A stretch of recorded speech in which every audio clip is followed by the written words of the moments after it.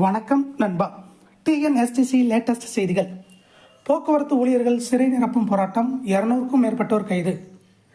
திருச்சியில் புதன்கிழமை நடைபெற்ற தமிழ்நாடு அரசு போக்குவரத்து கழக ஊழியர்களின் சிறை நிரப்பும் போராட்டத்தில் 200க்கும் மேற்பட்டோர் கைது செய்யப்பட்டனர். மத்திய பேருந்து நிலையம் அருகே புதன்கிழமை நடைபெற்ற போராட்டத்துக்கு சங்கத்தின் மண்டல தலைவர் சிங்கராயர் தலைமை வகித்தார். போராட்டத்தை வாழ்த்தி சிஐடியு மாநகர் மாவட்ட பொருளாளர் மணிகண்டன் பேசினர். போராட்டத்தை சிஐடியு மாநகர் மாவட்ட தலைவர் சீனிவாசன் தொடங்கி வைத்தார்.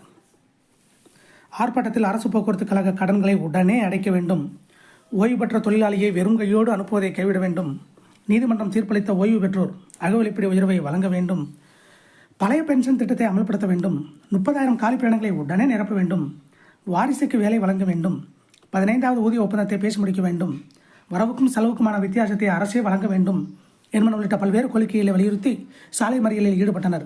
இதில் அரசு விரைவு போக்குவரத்து கழக சங்க மாநில தலைவர் அருள்தாஸ், தமிழ்நாடு அரசு போக்குவரத்து கழக ஊழியர்கள் சங்க மண்டல பொதுச் செயலர் மாணிக்கம், மண்டல துணைத் தலைவர் கருணாநிதி, பொருளாளர் முத்துக்குமார், சிஐடியு அரசு விரைவு போக்குவரத்து கழக ஓய்வு பெற்றோர் மண்டல பொருளாளர் ராமதாஸ் மற்றும் மத்திய சங்க நிர்வாகிகள், கிளை நிர்வாகிகள், தொழிலாளர்கள் மற்றும் ஓய்வு பெற்ற தொழிலாளர்கள் கலந்து கொண்டனர்.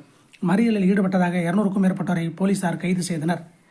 இதை போன்ற போக்குவரத்து துறை அப்டேட்டுகளை தெரிந்து கொள்ள நம்ம சேனல் சப்ஸ்கிரைப் பண்ணுங்கள், ஷேர் பண்ணுங்கள், லைக் பண்ணுங்கள். நண்பா, நன்றி, வணக்கம்.